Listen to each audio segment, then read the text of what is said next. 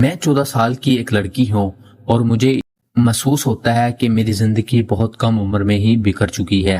میرے والدین میری پیدائش سے پہلے ہی ایک دوسرے سے محبت کرتے تھے اور شادی کا ارادہ رکھتے تھے، لیکن میری والدہ نے صاف کہا تھا کہ وہ شادی سے پہلے بچہ نہیں چاہتی۔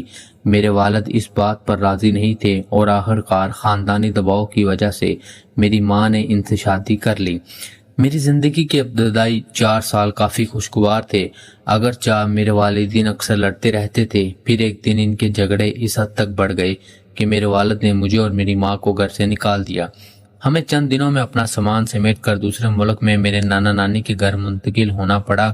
بعد میں مجھے معلوم ہوا کہ میرے والد میری ماں کے ساتھ رہتے ہوئے ایک دوسری عورت سے بھی تعلق رکھتے تھے، اور جب میں 4 سال کی تھی تو اس عورت سے ان کی ایک بیٹی بھی پیدا ہو گئی تھی۔ یہ حقیقت جان کر میرا دل ٹوٹ گیا۔ نانا نانی، ماموں، خالہ اور اپنے کزن کے ساتھ رہتے ہوئے میری زندگی کچھ بہتر ہو گئی۔ میرے والد کبھی کبھار فون کرتے یا سالگرہ پر پیغام بھیج دیتے، لیکن رفتہ رفتہ ہمارا رابطہ ختم ہو گیا۔ جب میں 7 سال کی تھی تو میں نے اپنی ماں سے پوچھا کہ وہ دوبارہ ابو کے ساتھ کیوں نہیں رہ سکتی۔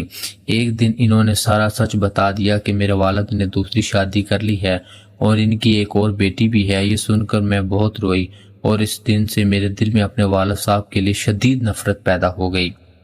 میری والدہ اچھی ماں تھی، وہ مجھ سے محبت کرتی تھی، لیکن وہ اکثر غصہ کرتی تھی، چیختی تھی اور ذہنی دباؤ میں رہتی تھی۔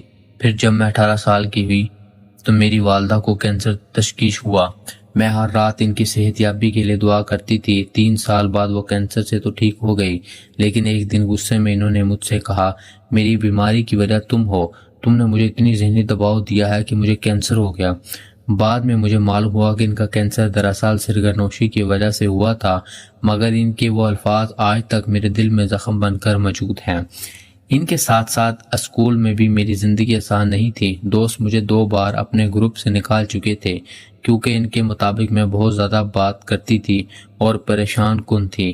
ان سب نے میرے اندر لوگوں پر اعتماد ختم کر دیا۔ بعد میں مجھے اکثر کچھ اچھے دوست مل گئے جو آج بھی میرے ساتھ ہیں، اور میرا ایک بوائے فرینڈ بھی ہے جس کے ساتھ میرا رشتہ 6 ماہ سے چل رہا ہے۔ حال ہی میں کئی سال بعد میرے والد نے دوبارہ مجھ سے رابطہ کیا۔ انہوں نے ایک لمبا پیغام بھیجا کہ وہ مجھے بہت یاد کرتے ہیں اور مجھ سے محبت کرتے ہیں۔